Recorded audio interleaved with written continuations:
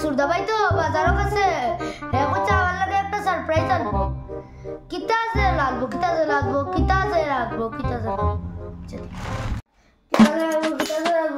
লাগবো রে বা এখন মালা জিনিস দিতে আরে